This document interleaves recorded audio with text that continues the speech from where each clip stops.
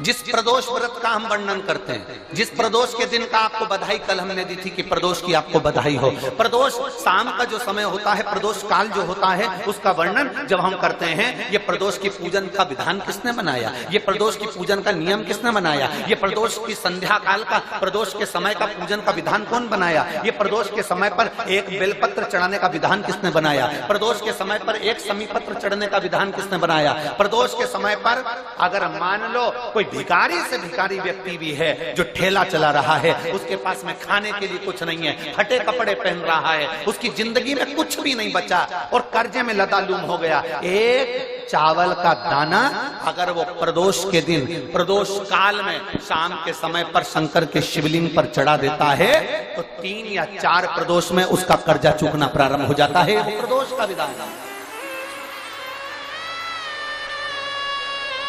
इतना ये प्रदोष का वर्णन करा किसने, इतना प्रदोष की महत्वता बताई किसने,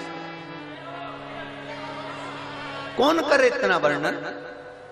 अगर प्रदोष की महत्वता बताने वाला कोई है, इसीलिए मेरे शंकर भगवान माता सती को लेकर कुंभज ऋषि के यहाँ,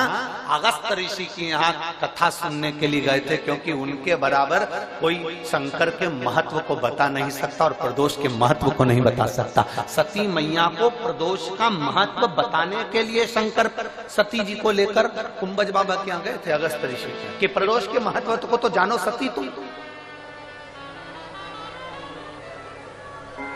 तुम प्रदोष के महत्व को तो सती जानो, तुम प्रदोष के महत्व को तो सती पहचानो कि प्रदोष का महत्व क्या होता है, प्रदोष काल का महत्व क्या होता है, प्रदोष के समय का महत्व क्या होता है।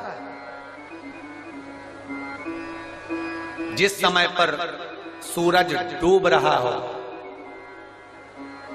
चंद्र प्रकाशित हो रहा हो, दोनों का मेल हो रहा हो, ना तो पूरा सूरज डूबा है, न पूरा चंद्र आया है, न पूरा अंधेरा है, न पूरा उजाला है, उस समय को प्रदोष काल कहा गया, उस समय को प्रदोष का समय कहा, प्रदोष काल कहा। अब कई लोग हमसे कहते हैं गुरुजी आप हमको प्रदोष का समय बताया करो कि प्रदोष काल किसको कहते हैं, प्रदोष का समय किसको कहते हैं।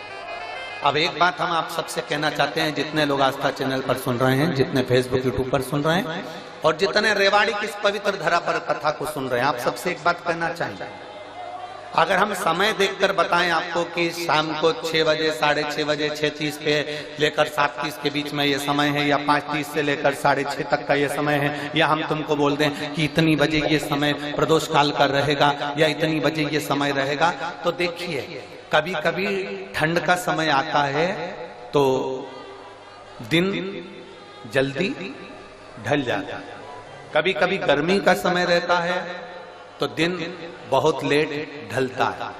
इसलिए समय की गणना से मत चलो, आप तो ये अंदाजा लगाकर रखो कि दिन ढल रहा हो, अंधेरा होना शुरू हो रहा, सूरज डूब रहा हो, चंद्र प्रकाशित हो रहा हो, अंधेरा अपना काम कर रहा है, सूरज ढलता जा रहा है, दिन कम होते चले जा रहा है और अंधेरा थोड़ा बढ़ते चले जा रहा है। इन दोनों का जो मिलन का समय हो, अब वो कितनी भी बजे, आप तो बस उसके मिलन का समय निकाल लो, वही समय प्रदोष काल कहलाता है, वही समय प्रदोष।